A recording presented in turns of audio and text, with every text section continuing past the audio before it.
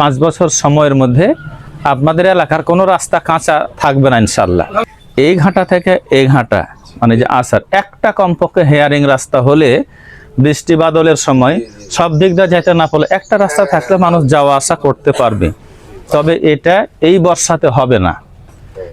এই যে আমাদের আবু সায়েম এ ইউনিয়ন পরিষদ এই ইউনিয়নের আমির, তো আপনাদের এই রাস্তাটার জন্য আমাদের আমির সাহেব আছে, আমাদের চেয়ারম্যান প্রার্থী আছে। একটা কথা বলে দিই, চেয়ারম্যান যদি আমার পছন্দের মানুষটা হয়, কাজ কিন্তু ডাবল মিনিমাম হবে, 3 গুণ হতে পারে। কথা বুঝতে পেরেছেন? এই বিষয়টা একটু মাথায় খেয়াল রেখে ভোট দেওয়ার লাইনে আপনারা এখন থেকে কাজ শুরু করে দিতে পারেন। এই রাস্তাটা এই বর্ষার আগেই হবে না, মানে একটা ওইটা শেষ হয়ে গেছে একটা পর্ব, এর পর্ব আসলে একটা হেয়ারিং রাস্তা এইচবিবি যেটাকে বলে, এইটুকুন মনে হয় কত হবে, 100 মিটার হবে হয়তো আমার ধারণা। 100 মিটার মানে 300 ফিট প্রায়, এতটুকুন হবে।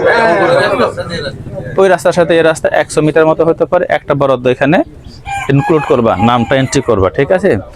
আর এ বর্ষার জন্য যদি 2-4 গাড়ি ভাঙড়ি মাংড়ি লাগে চলাফেরা করার জন্য, এটা এই বর্ষাতে দিবে আছে। আর সামনে বর্ষার আগে এটা করে দেওয়ার জন্য আমি বলছি ইনশাআল্লাহ হবে এটা, ঠিক আছে? হ্যাঁ, একটা কথা পারবেন না, হ্যাঁ সেটাই তো কথা। আর একটা হলো যে রাস্তার কথা বলছেন, একটা কথা বলি যে এক বরাদ্দ দিয়ে 5 বছরের কাম হবে না, কথা বুঝছেন? আর সব বরাদ্দ আমি একটা এলাকাতে দিতেও পারবো না, কারণ সব এলাকার অধিকার আছে আমার উপর। আমি যদি সব এলাকার বরাদ্দ এক এলাকায় দিয়ে দিই, কাল কিয়ামতে আল্লাহকে আমি জবাবদিহি করতে পারবো না। আমার যেমন আপনাদের উন্নয়ন করার দৃষ্টিভঙ্গি আছে, সাথে সাথে কিয়ামতে আল্লাহকে জবাবদিহি করতে হবে, এই অনুভূতিও আমার আছে। আমি আপনাদের উন্নয়নের 1 টাকা খাবো না, কিন্তু সব এলাকার মানুষের অধিকারটা আমাকে পৌঁছে দেওয়ার চেষ্টা করতে হবে। এই জন্য আর একটা অনুরোধ, খুবই ধড়ফড় করিয়েন না, আপনারা ধৈর্য ধরেন আর আমার জন্য দোয়া করেন।